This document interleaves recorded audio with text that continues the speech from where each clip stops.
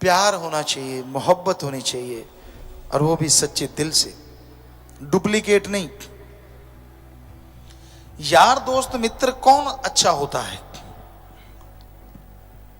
आप गुंडे हैं और आपको कहे वाह वाह बहुत बढ़िया काम करते हो, वो दोस्त नहीं है। आप निंदक हो, आप अपने माँ बाप की निंदा कर रहे हो और वो भी कहे हाँ हाँ बेकार है तेरे माँ बाप, वो दोस्त नहीं है। दोस्त वो है अगर आप गलत काम कर रहे हो वो आपको कहे यार गुंडागर्दी मत कर। दोस्ती में सही राह दिखाना ही सच्ची दोस्ती होती है, चमचागिरी नहीं करनी चाहिए। आप अपने माँ बाप की निंदा कर रहे हो, सच्चा दोस्त कहेगा यार निंदा मत कर, मैंने तेरे मम्मी पापा को अपने साथ बुरा होते नहीं देखा, तो मैं कैसे कहूं वो बुरे हैं। चल तेरे को बुरे लगते हैं तू किनारा कर ले, पर उनको बुरा मत कह, क्योंकि तेरे अंदर भी उन्हीं का खून है, तू कहां से अच्छा हो जाएगा फिर। ये है दोस्ती। पर कड़वी बातें होती। माँ बाप बच्चे को राह दिखाते हैं, पर माँ बाप को दोस्त की तरह होना चाहिए, एक मित्र की तरह। आपकी बेटी छोटी है, बेटा छोटा है, स्कूल जाता है, आप उसके साथ एक दोस्त की तरह हैं, तो आपको बताएगा कि किसी ने उनको टच किया गलत या कुछ गलत हरकत करने की कोशिश की, तो वो आपको घर पे बताएंगे और आप उस बच्चे को बचा लोगे नरक से। और अगर आप लाठी मार बाप हैं या थप्पड़ मार बाप हैं तो बच्चे आपको कुछ नहीं बताएंगे, उनके साथ गलत होता रहेगा, वो बेचारे सहते रहेंगे और आपको बताएंगे कुछ नहीं।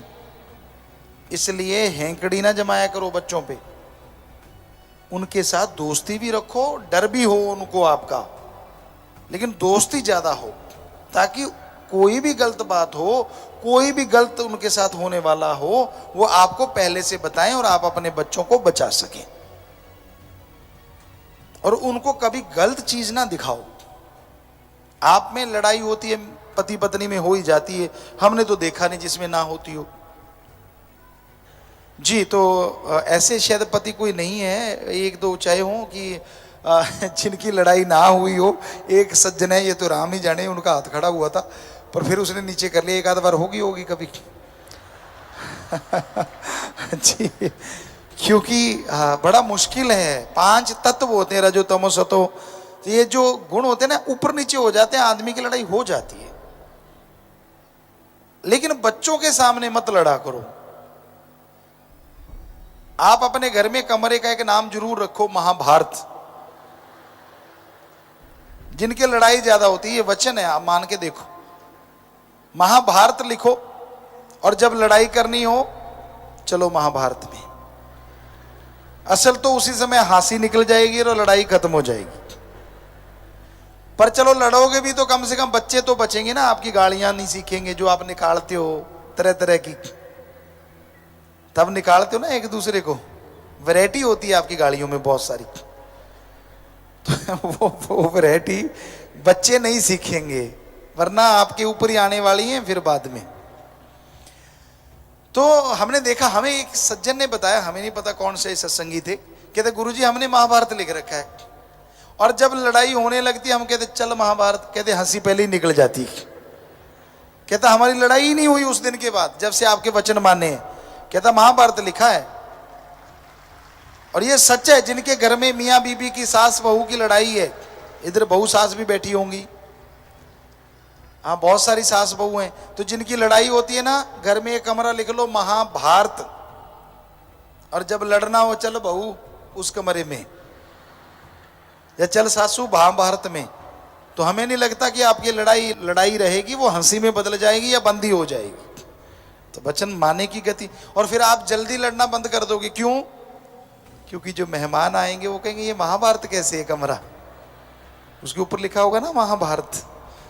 अब वहां आपके पास म्यूजियम तो है नहीं जो महाभारत टाइम का सामान पड़ा है, तो बताना पड़ेगा ना कि हाँ भाई महाभारत क्यों लिखा है। तो फकीर ऐसी चीजें बताते हैं जिससे आदमी की जिंदगी बदल सकती है। और दिखने में लगता है मजाक है, लेकिन हकीकत में वो जिंदगी बदलने का तरीका होता है। एक फकीर थे, अभी पीछे की बात हमें किसी ने बताई, कि सास वो बहुत लड़ती थी, बहुत ज्यादा लड़ती थी, पति को भी अपनी सास को भी। तो फकीर के पास गए, भाई लड़ाई मेरे से तो लड़ा जाता है, मैं क्या करूं। कहने लगा जब भी लड़ाई आए, 8-10 उसने तावीज से बना दिए, जब भी लड़ाई हो तू इसको दाढ़ के नीचे दबा लिया कर, बस लड़ाई नहीं होगी। आपको लगता है कोई मंत्र था? नहीं, आसान सा तरीका है। अब पर्ची दाढ़ में दबाएंगे तो मुंह नहीं खुलेगा, और मुंह नहीं खुलेगा तो लड़ाई कहां से होगी। तो ये तरीके होते हैं। और कोई तावीज नहीं था, खोल के देखा कोरा कागज। तो ये सच है, आपकी लाइफ चेंजिंग चीजें हैं अगर आप उस पर अमल करो। और बच्चों के सामने तो बिल्कुल ना लड़ा करो, ना गप मारा करो। बच्चे को कहते गप नहीं मारते बेटा, ना बेटा गप नहीं मारते। बाहर से फोन आया, पापा घर में है, कहता बोल दो बोल दो। पत्नी को कहता है बोल दो मैं घर में नहीं हूं। बच्चा वहीं बैठा है, कहता अच्छा बोल लो ऐसे कि गप नहीं मारते, और गप मारो जरूर। तो ऐसी चीजें मत सिखाया करो अपने बच्चों को। ये मत सोचो कि वो छोटा है, दिमाग पहले महीने में ही बहुत बन जाता है। आपको पता होना चाहिए, गर्भ में जब पहले महीने में सबसे पहले आत्मा आती है और फिर दिमाग बनता है। बहुत कुछ सीख जाता है बच्चा, शुरुआत हो जाती है। साइंस मान जाएगी कल को, हम आपको आज कह रहे हैं। और जब वो बाहर आ जाता है तो फिर आप कैसे कहते हो वो छोटा है? उसका कंप्यूटर ऑन हो जाता है, ये वाला माइंड ऑन हो जाता है। जो जो आप कर रहे हो वो फिट हो रहा है उसमें। इसलिए अच्छा किया करो बच्चों के सामने, ज्यादा सियाने ना बना करो। कई बार होता है ये तो छोटा जाए, इन्हों की पता है, ऐसे नहीं है, उसे सब पता है। तो हमेशा ये ध्यान रखो, दोगली जिंदगी कभी जीना नहीं चाहिए, क्योंकि दोगली जिंदगी बड़ी गंदी जिंदगी होती है। दोगलापन अच्छा नहीं होता। रिश्ता वही अच्छा होता है जो इंसान को राह दिखा दे, इंसान को रास्ता चलना सिखा दे। दोगलापन करती है आज दुनिया, हमने देखा है ज्यादातर लोग दोगलापन ही करते हैं। दिखने में कुछ और, करने में कुछ और। हाथी के दांत दिखने वाले कुछ और खाने वाले कुछ और। आज ज्यादातर दुनिया का रंग ढंग ऐसा हुआ पड़ा है। तो ये चालबाजियां आदमी को नहीं करनी चाहिए, वरना समाज में वो चालबाज बन जाता है, दोगला हो जाता है, और लोग उस पर यकीन करना बंद कर देते हैं। जैसे आप अंदर से हो वैसे रहो तो आप बहादुर हो। सो प्यारी साथ संगत जियो, जिंदगी की ये चीजें सीखना भी सत्संग है। हम ग्रंथ तो आपको रोज ही सिखाते रहते हैं, पढ़ाते रहते हैं। राम का नाम तो आपने ले ही रखा है, पर आपको जानना चाहिए समाज में रहने का ढंग। एक बहुत बड़ी बात है, कोई भी घर में आता है, हमारे एक कहावत है ना, मेहमान नवाजी। आते ही पानी पिलाना, चाय दूध रोटी खिलाना, ये बहुत जरूरी होता है प्यारी साथ संगत जी। सिर्फ इंसानियत के नाते नहीं, हम इसके फायदे गिनाते हैं आपको।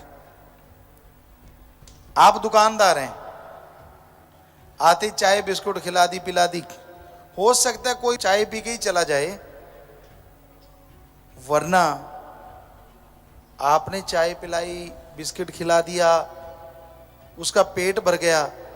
जो आपका सामान उसको रद्दी लग रहा था, भरे पेट वो बहुत अच्छा लगने लग जाता है। राजस्थान में कहावत थी, ऊंटों के व्यापारी आते थे, उनको जैसे ऊंट देखने आए, खरीदना है जी, तो उनको पहले खाना पूरा धाप लो भाई, धाप लो, धाप लो भाई, धाप, यानी पूरा खिला देते। उनका मतलब ये होता था कि अगर आएगा व्यापारी ऊंट खरीदने, अगर वो भूखे पेट है तो उसको ऊंट भी भूखा भूखा सा लगेगा, यार कमजोर कमजोर सा है। और खुद का पेट भरा है तो ऊंट चाहे कमजोर हो, ऐसा लगता वाह क्या ऊंट है यार, कमाल का। तो इसमें बिजनेस के भी फायदे हैं। तो इसलिए हमारे कल्चर में, हमारी संस्कृति में आने वाले को पहले पानी पिलाते थे, फिर खाना खिलाते थे, ताकि उसको सारा कुछ अच्छा अच्छा लगे। भूखे पेट तो भगवान का नाम भी अच्छा नहीं लगता। ऐसी बातें कोशिश किया करेंगे कि आपको बताएं, क्योंकि एक सीखता आदमी पढ़ के और एक सीखता है उम्र से। उम्र जो होती है ना, आदमी को बहुत कुछ वो सिखाती है जो किताबों में नहीं होता। चाहे आप मानो चाहे ना मानो, वो आपकी मर्जी, लेकिन ये हमारा तजुर्बा है, हमने भी अनुभव किया है। उम्र जो होती है आदमी को बहुत कुछ सिखाती है। जैसे जैसे आप आगे बढ़ते हो, लोगों से आपका व्यवहार पड़ता है, आप दुनियादारी में विचरते हो, आपको पता चलता है कि किस तरह के लोग रहते हैं, कैसे होते हैं, कैसे ठगी मारते हैं, क्या होता है क्या नहीं।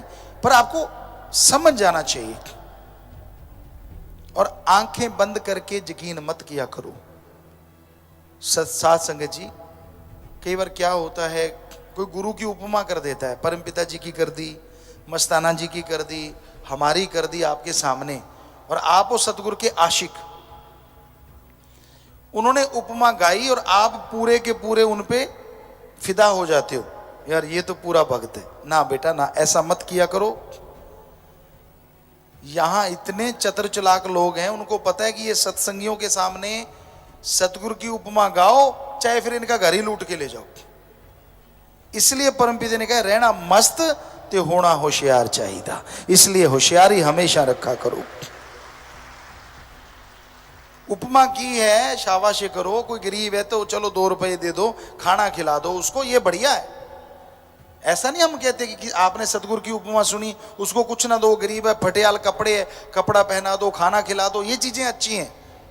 पर कहीं उसको बाबा बना के ना बिठा लेना, क्योंकि 5-7 सत्संगियों के साथ ऐसा हो गया, घर में रख लिया और वो घर साफ करके भाग गया। तो ऐसे हमेशा सुचेत रहना चाहिए, क्योंकि दुनिया में बहुत ठग घूमते हैं, और होशियार रहना चाहिए, सचेत। ऐसे बच्चों को, बेटे बेटियों को हमेशा सचेत रहना चाहिए कि ये तो सत्संगी भाई है, नहीं ये तो वो फला। कोई किसी का भाई बहन नहीं होता। आपके रियल में बहन भाई हैं, उनसे रिश्ता निभा लो, इतना ही काफ़ी है। ऐसे आगे से आगे पींगे मत डालो, मेरा धर्म का भाई, धर्म की बहन, फलानी बहन, धिंकड़ भाई, ये सब मन की चालें हैं। कुछ नहीं होती ऐसी चीज़ें, बड़ा ही मुश्किल है इस कलयुग में। रिश्ते तो खुद के निभा लो, उतना ही काफ़ी है। आज के युग में सके बहन भाई की तरह रह लें, समझ लो मालिक की रहमत है। धर्म वाली तो बात छोड़ दो आप। पर कई बच्चों को शायद रास नहीं आता, वो लगे रहते हैं, वो मेरा धर्म का भाई, मेरी धर्म की बहन, मेरा फलां। ऐसा ना करो, मन बड़ा जालिम है, कुछ भी करवा सकता है। सो ये चक्कर मन के शुरू होते हैं और फिर मन डुबो देता है आदमी को। बताना हमारा फर्ज है, आगे आपकी इच्छा है।